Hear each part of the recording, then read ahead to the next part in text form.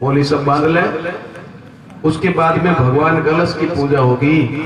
आपके पास कलश है ना अपने घर का, उस कलश में थोड़ा सा चावल पुष्प चढ़ाओ, कलश के अंदर छोड़ दो चावल पुष्प, है ना। सुबह प्रधान कलश की बड़ी पूजा हो चुकी है, अपने घर के कलश की भी आप पूजा करेंगे। हे प्रभु, मेरे घर में सुख रहे, मेरे घर में सब लोग शांति से रहे, प्रेम रहे, इसके लिए कलश भगवान की पूजा का मंत्र यहाँ से बोल दिया जाएगा, प्रार्थना। आप लोग पूजा कर लें। कलश के ऊपर थोड़ा रोली का छिंटा भी लगा लें, अगर आता हो तो छोटा सा सत्या भी बना दें, स्वस्तिक बना दें। ओम कलशस्य मुखे विष्णु कंठे रुद्रः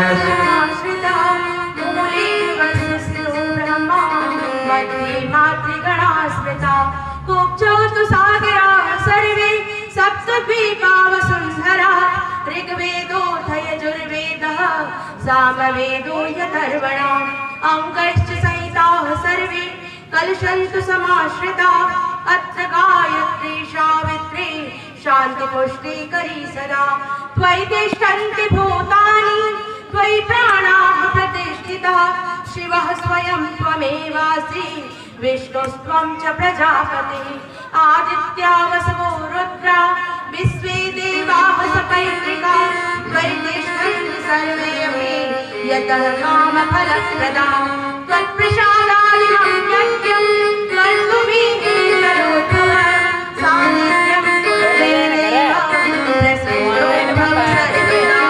प्रसन्नो भव सर्वदा।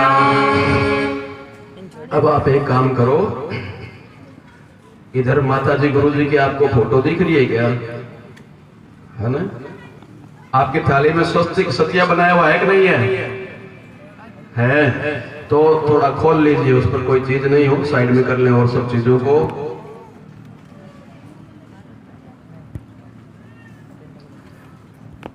अब सत्य पर गुरुदेव का ध्यान करके पूजा करनी है। पहले हाथ जोड़ लीजिए गुरुदेव की तरफ। हे गुरुदेव, माता जी, मैं आपके चरणों में बैठ के भगवान का नाम सत्संग कर रहा हूँ, पूजा कर रहा हूँ। आप मेरा मार्गदर्शन करना। मेरे जीवन की बागडोर आपके हाथों में मैं सौंप रहा हूँ। कल यहाँ पर गुरु मंत्र दीक्षा होगी, कल सब गुरु मंत्र लेना। हम गुरु नहीं बनते, हम तो आपके गुरु भाई होंगे, हम आपके गुरु भाई बहन ही होंगे। गुरु कौन बनते हैं? गुरु तो माता जी गुरुदेव बनते हैं, बहुत तपस्वी हैं। भाइयों बहनों, ऐसे तपस्वी हैं कि मैं आपको जीभ से व्याख्या तो नहीं कर सकता, पर कल थोड़ी और बात बताएंगे इनके बारे में। बहुत विचित्र कहानी है इनकी। अभी तो आप केवल प्रणाम कर लें।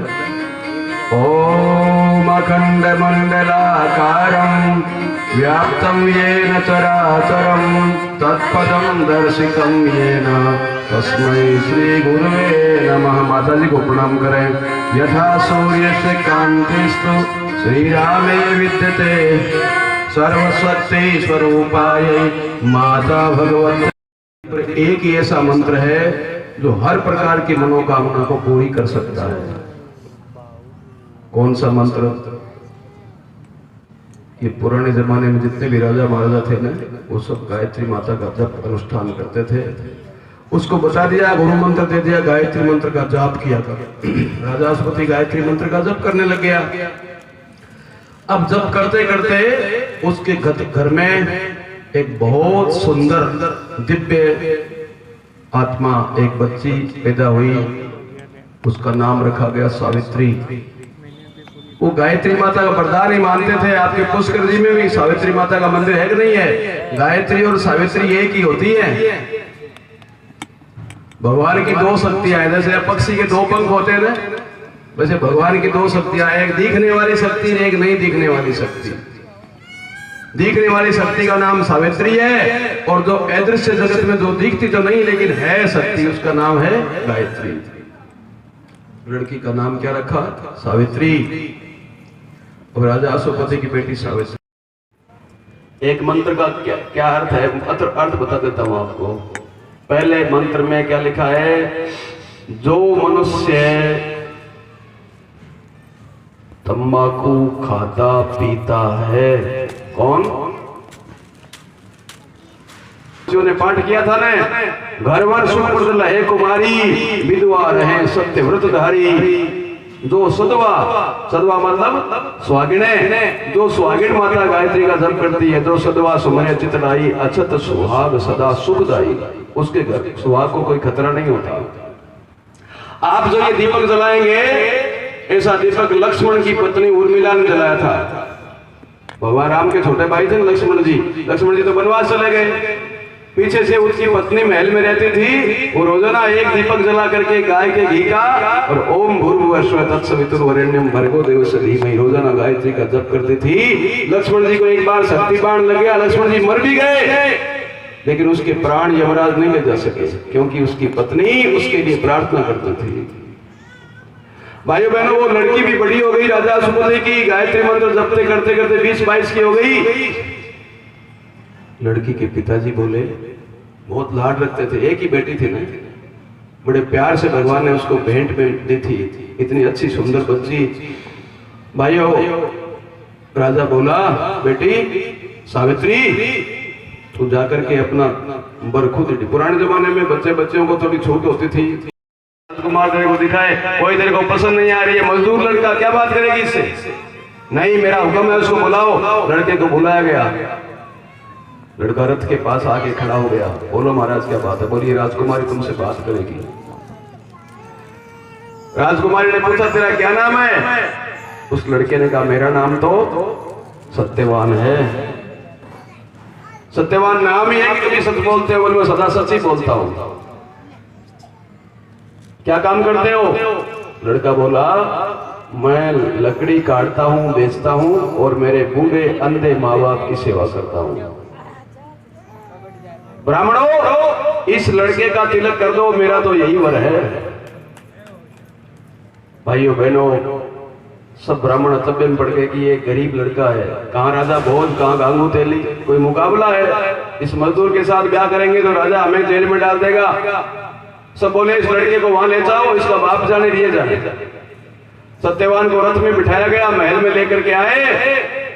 राजा ने बहुत बार समझाया, बेटी तो समझती क्यों नहीं है, ये गरीब लड़का है, इसका हमारा क्या मुकाबला है, इसके साथ ब्याह करेंगे तो दुनिया मेरे को क्या कहेगी? लड़की ने कह दिया, नहीं, हमने मन में तय कर लिया कि ये हमारा पति है, तो यही इसी के साथ हम ब्याह करेंगे। जिद्दी बहुत हो गई, मानती नहीं है। राजा ने बहुत समझाया, नहीं मानी। तो उसने सोचा कि चलो गरीब है तो हम आधा राज दे देंगे तो धनवान हो जाएगी।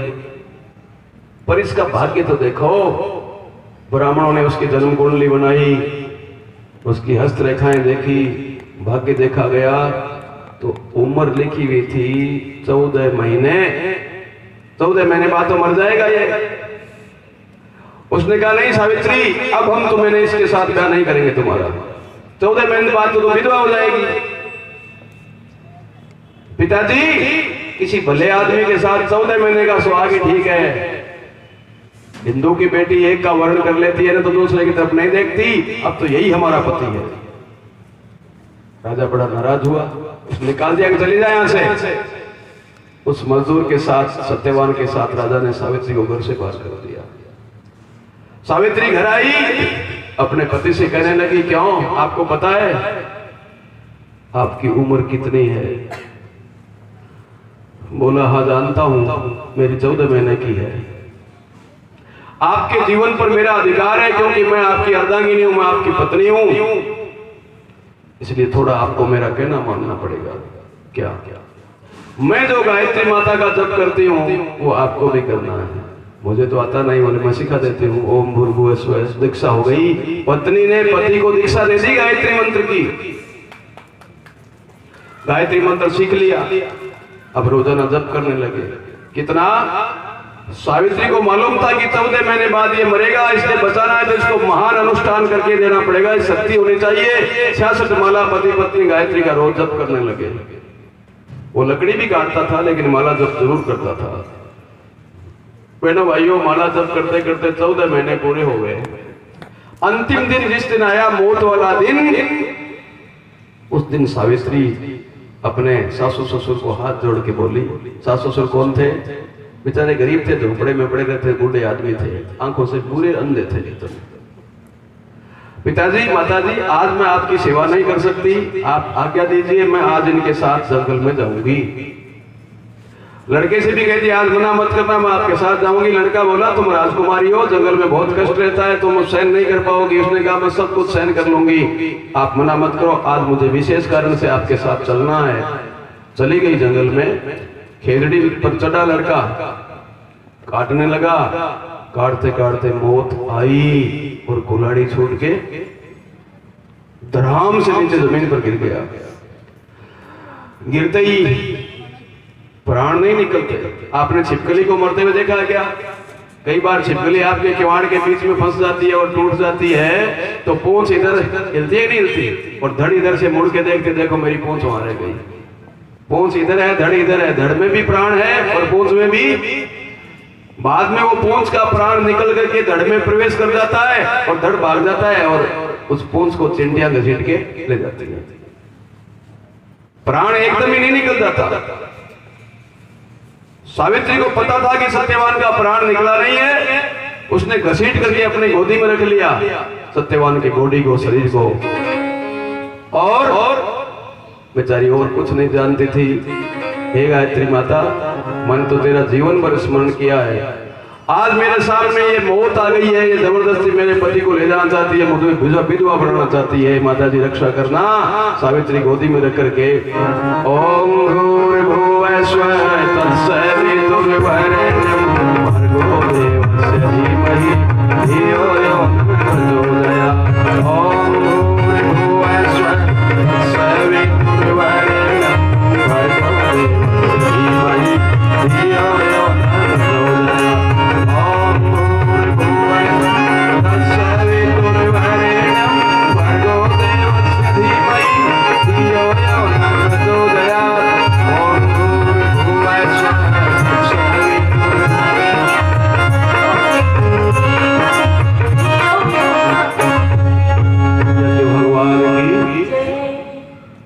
धर्मराज के दूत आए, लेकिन गायत्री मंत्र जो आदमी जप करता है ना, उसके चारों ओर रक्षा कवच बनता है, मौत भी उसमें हाथ नहीं डाल सकती।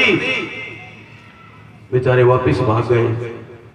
धर्मराज जी बोले रे मूर्खो, वापिस कैसे आए?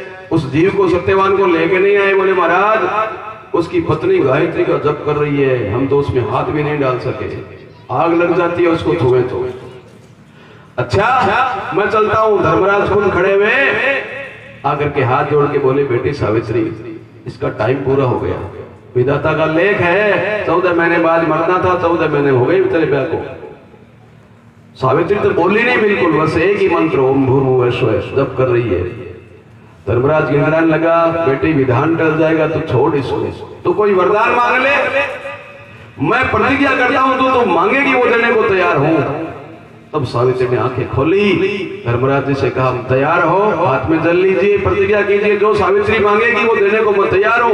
धर्मराज ने जल दिया, प्रतिज्ञा की। सावित्री क्या मांगती है? सावित्री बोली प्रतिज्ञा करो कि मैं धर्मराज जो सावित्री मांगेगी वो वर देने के वचनबद्ध हूं। बेचारे ने हाथ में पानी लेकर के प्रतिज्ञा कर ली। सावित्री बोली मेरे अंधे सास ससुर अपने 100 पोते पोतियों को सोने के कटोरों में दूध पीता देखे, ये वरदान दे दीजिए। तथास्तु, धर्मराज जी ने वरदान दे दिया। अब ले जाऊं क्या? अब कैसे ले जाएगा? 100 पोते पोते नहीं होंगे तब तक तू हाथ ही नहीं लगा सकता। सोने के कटोरों में दूध पीता देखे मतलब उन दोनों बूढ़ों की आंखें ठीक हो जाए। भाइयों बहनों, गायत्री माता की उपासना करने वाला कभी घाटे में नहीं रहता। इसलिए आप सबसे प्रार्थना है कि आप ऐसी गायत्री माता का सुबह मंत्र दीक्षा ले लेना। मेरे पास बहुत नाम है ऐसे। वेद माता गायत्री ने जिनके संकटों को दूर किया है, तो अब आप जितने भी देवी देवता हैं उनकी छोटी छोटी पूजा आप करेंगे मंत्रों के साथ साथ। पहले हाथ जोड़िए। रामनिवास जी हैं, वो हमको चढ़ाते रहते करते रहते। ठीक है, मेरा निवेदन यह है कि गायत्री परिवार ने एक अभियान हाथ में लिया है, ग्रहे ग्रहे गायत्री यज्ञ उपासना। घर घर के अंदर गायत्री यज्ञ हो और उपासना। हम यज्ञ भारतीय संस्कृति में 16 संस्कारों के लिए यज्ञ किया जाता है। 16 बार से अधिक यज्ञ करना था जीवन के अंदर, ये तो था ही, लेकिन अब आजकल तो यज्ञ 2 बार होता है। एक बार तो हम विवाह करते हैं तब, और एक बार जब मनुष्य को अग्नि में ले जाते हैं अंत में। वो तो दूसरे करते हैं साहब। वो दूसरे करते हैं, दूसरे करते हैं, हम थोड़ी करते हैं। जी। तो ये परंपरा हम भूल गए। भाई साहब ने अभी हमको बताया था कि एक घर ऐसा वहां भोपाल के अंदर बच गया जहां पर नित्य यज्ञ होता था। हजारों लोग मरे, लेकिन वो बच गए। तो यदि हमको पर्यावरण को शुद्ध करना है, अपने परिवार को सुखी रखना है, शांति प्रदान करनी है, तो हमें नित्य यज्ञ करना पड़ेगा और नित्य उपासना करनी पड़ेगी। तो यज्ञ के लिए मैं आपको बताना चाहता हूँ कि यज्ञ क्यों नहीं करते हैं। यज्ञ इसलिए नहीं करते हैं साहब 500 रुपये लगेंगे, सामान लाना पड़ेगा, ये करना पड़ेगा, वो करना पड़ेगा।